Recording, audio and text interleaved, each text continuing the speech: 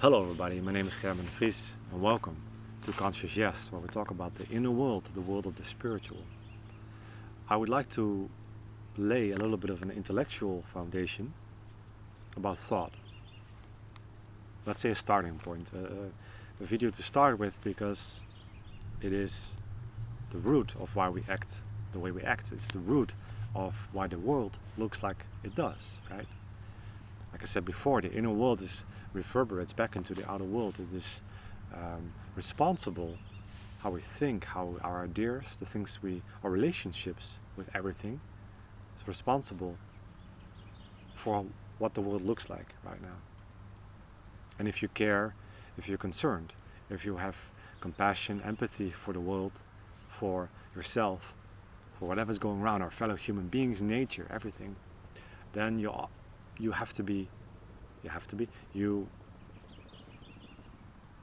we should look inside.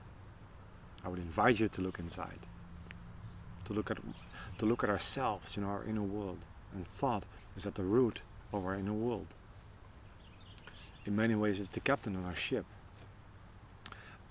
psychologically as well as in the physical realm. And I want to go over those two realms, so to speak. There's the spiritual movement of non-duality, which is very true on a high level, right?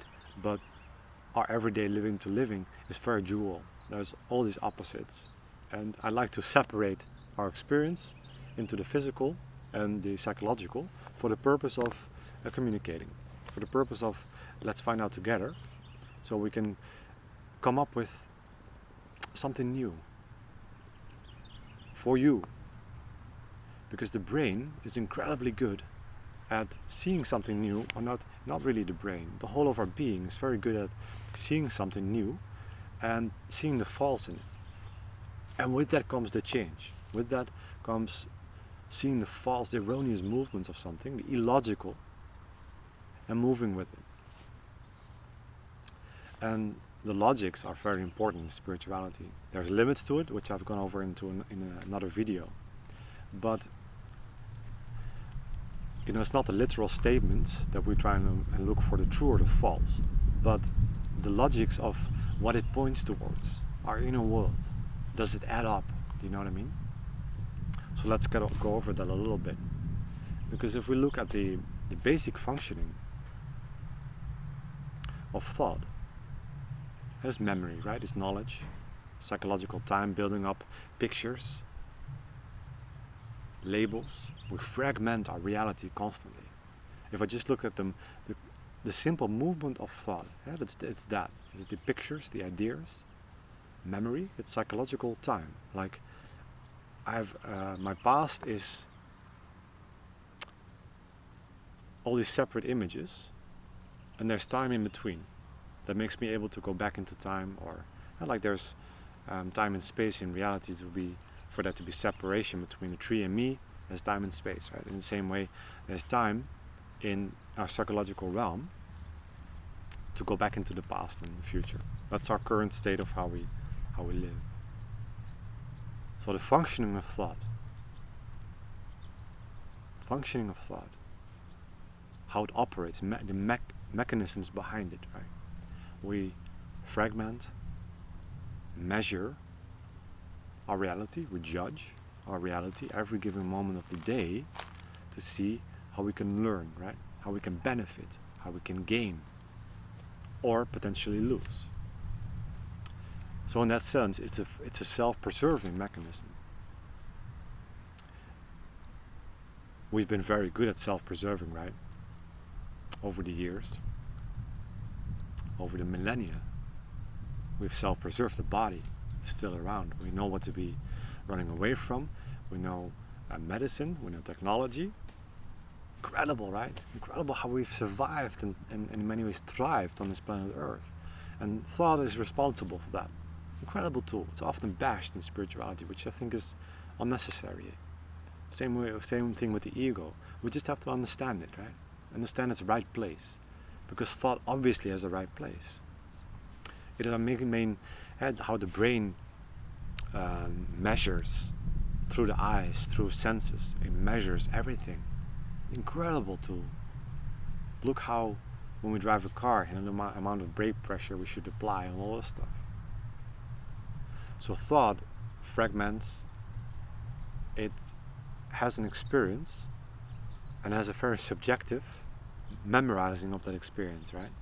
When we talk to somebody we love, there's a very subjective interpretation of what somebody says, right?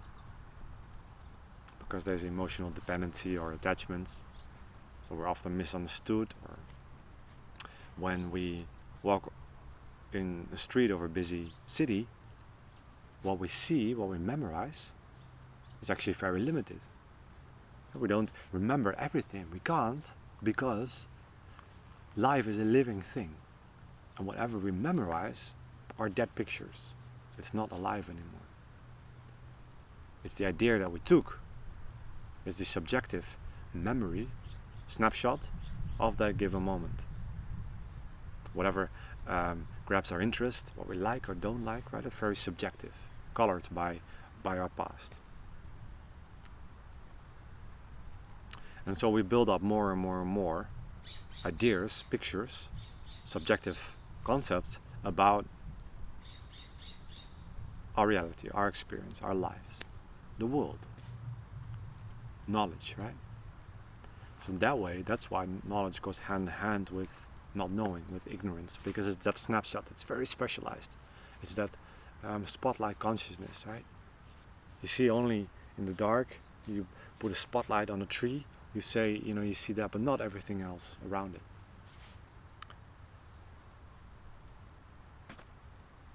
So it's very useful. We're hurling our instruments towards Mars because we have technologically advanced, building on knowledge. And we are around because we self-preserve our bodies, ourselves. We self-preserve because we've learned, anticipate, how we build food, what animals to run away from, what not to do, which berries not to pick, all that stuff. It sounds very logical. We all kind of know this. Then we have the psychological realm, and this is where, to me, where it gets really interesting. That's because it's spirituality. It's the inner world. I call it psychological because it's functioning of the brain and mind and thought. So, the brain, our ego, has seen how well it works in this physical realm to survive, right? And we have built up throughout the ages an idea about ourselves. We commonly know it as the ego. Identification with things, identification with myself, with my body. The I thought, we have a sensation, an idea about how much money you have, your family, your bank account, whatever. And there's that sense of me about it. I.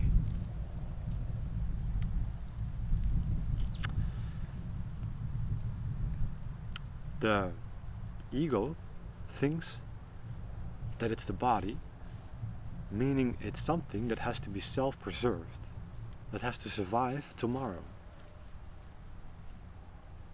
And that becomes really tricky. Has tremendous implications. Because with that comes the idea of either gaining something or losing something. And can we gain or lose anything psychologically, right? By ideas. It doesn't really add to me. Can an idea about me really add to me? Do I grow taller by that? Like that? Does it really change me in that way? And where is it added to, right? So this is where it gets really tricky and interesting, because we feel like we have to survive tomorrow. My idea about myself has to survive tomorrow. Like the body, right? It has to be self-preserved. So in that same way, like how it does in the physical realm, thought fragments and measures and judges our every given moment of the day to see how I can gain or lose something psychologically about myself. Like lose something in a way of somebody um, um, telling me I'm an asshole, or relationship breaks up. I can lose in feeling lonely, in feeling depressed, in anxiety, in suffering. Or we can gain. I can inflate my ego, myself, by somebody telling me that they love me. I got a promotion, I got a pat on my back. Yeah, somebody tells me I'm an awesome guy, right? In that way. I've gone over this before, but it's just the base of how thought operates in both the psychological and the physical. It thinks it's real. Psychology, in the psyche, we think it's a real thing, that the ego is actual. And so it treats the mind, thought treats it like it's real, like it's something that has to be self-preserved. An idea, do you know what I mean? An idea that is temporary, that is borrowed energy in many ways. When somebody tells me that they love me, it's borrowed energy from an idea. Like all of a sudden I feel inflated. I feel like I now know for a moment what I am. There's this identifying, right? We all know how that feels. In high school, little girlfriend tells you how much she loves you. You know, it's this complete, I know for a moment who I am, which brings peace, which brings the sense of eternal peace, which is what the ego wants so badly, right? It needs that something to stand on, something concrete. Like in the physical realm, we want to have be safe tomorrow. We want to have a house over our head, some food tomorrow, some water, all that stuff, some money in the bank. It gives me a sense of security. And we want to also feel secure inside. Psychologically, we want to feel secure, knowing what to stand on. Saying, I'm that idea. I'm rich, I'm poor, I'm depressed, I'm anxious, I'm happy, I've got this beautiful house, I have these friends, this is my family, all this stuff, right? That we identify with. Whatever there's the relationship. And therefore relationships is very important to inquire into what it is. Relationship to nature, to everything. And we've normalized so much. To take a little sidetrack, we've normalized so much. You know, the wars, the coercion in governments, the way we treat animals. For crying out loud, you know, these cows in 6x4 shipping containers, thousands in a row, because we need our burgers, right? It's in. How do we normalize this? The food we eat,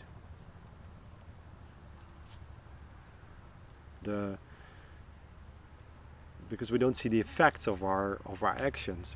This is real stupidity, is that we don't see the effects. There's genetically modified food, and we think it's completely okay, right? And the effects are going to be tremendous.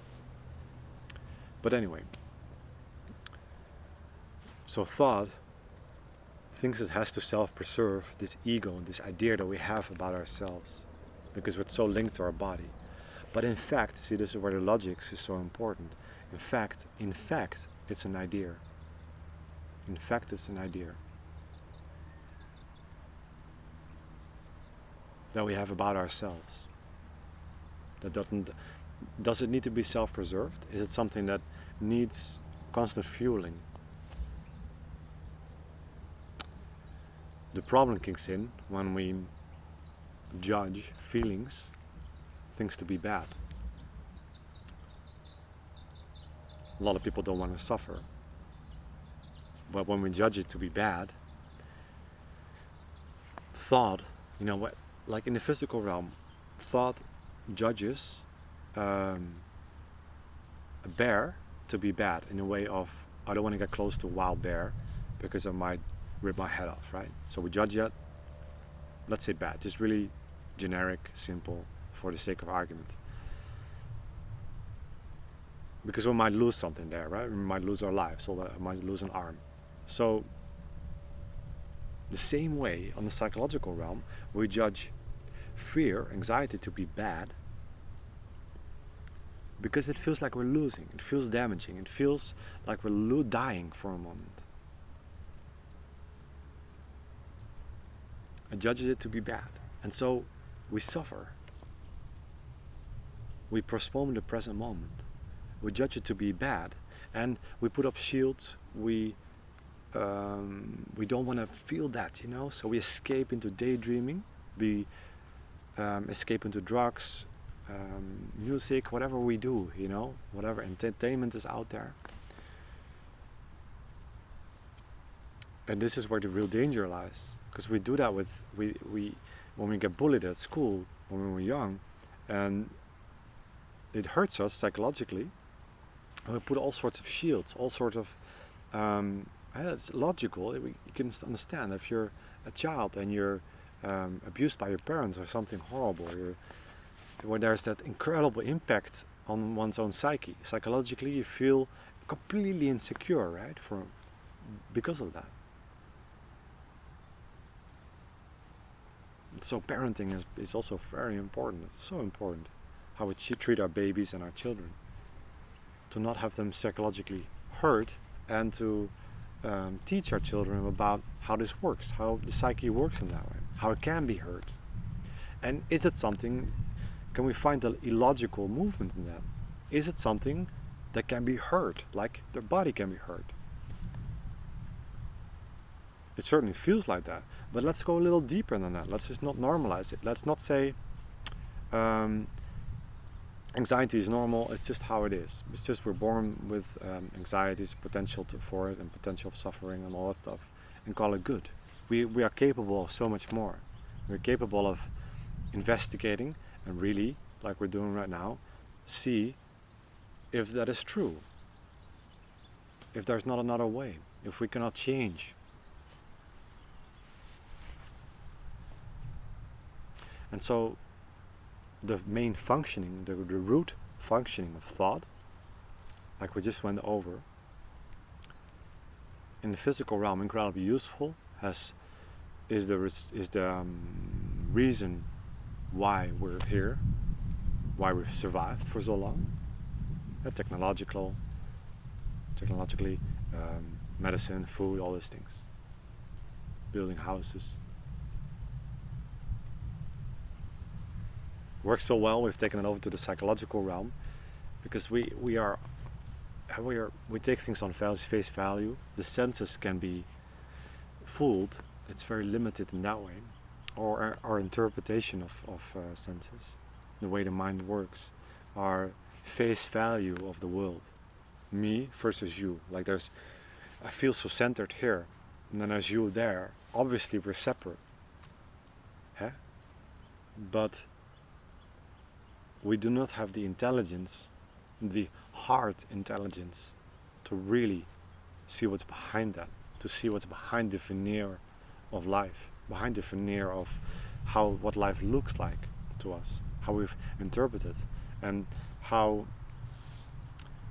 through school, through propaganda, through media, we've been given this picture of life that is so limited. It's so small, the way we function in that way. And we can never know ourselves by ideas. In the same way, because we're a living thing. We're alive. We're constantly changing. Fear is a living thing. Anxiety. It's not that thing that we can walk around, kick it, and change it that way. Take it apart, analyze it. It doesn't work that way. We can't go in the past and try and fix our fear that we're experiencing right now. It doesn't work that way. Shave it a little bit. We can take away little bits of our ego. Make small little changes, sure. But the root, we're concerned with the root, right? Because we have to change. There's no other possibility. Because the vector that we're on right now, it's towards self-destruction of this earth. I'm sorry to tell you that. That's how I see it. It's what it's and there's the beautiful balance of life is completely happening, and what place does action have in that, right? You take an action towards the world, but how much do you care about the world, about your life? And where you have to be very sincere. It's a beautiful paradox of complete sincerity. On the other hand, life is just a play, and it really doesn't matter. But it matters. It really doesn't matter, but it matters. It's both there, and we have to marry those two opposites. In the same way that we have to marry the psychological and the physical, the psyche and the physical. There's a beautiful barrier, a beautiful place, which is enlightenment in its essence of intelligence, really. The place between two magnets. It's where two opposites meet. The feminine and the masculine, the yin and the yang. Hope this has been helpful to you, and just a little bit of a investigation into thought. How it moves, and can you observe for yourself? Watch your own movements, and can you see where it crosses the line towards the psychological, where it starts to infringe. It wants to help you out. Thought wants to help you out. It wants to help you by pursuing something else, pursuing enlightenment. And how do I get there? Through certain steps, like meditate for so many years. And meditation is awesome, it's great, but also see the traps. And don't fool ourselves. And this is, are you ready for this? That's the real question. Are you ready for the real? Because most of us that are in the spiritual pursuit of enlightenment, awakening, whatever, we're still so concerned with feeling happy and wanting to be happy and wanting that enlightenment because there's no suffering there, stuff like that. And so we take away one idea and fill it up with another idea. We go in circles, and I'm not really that concerned. I'm not that interested in going in circles. I'm interested with the truth and what's really out there. I hope you are too, and thank you so much for your time. Have a great day. Bye.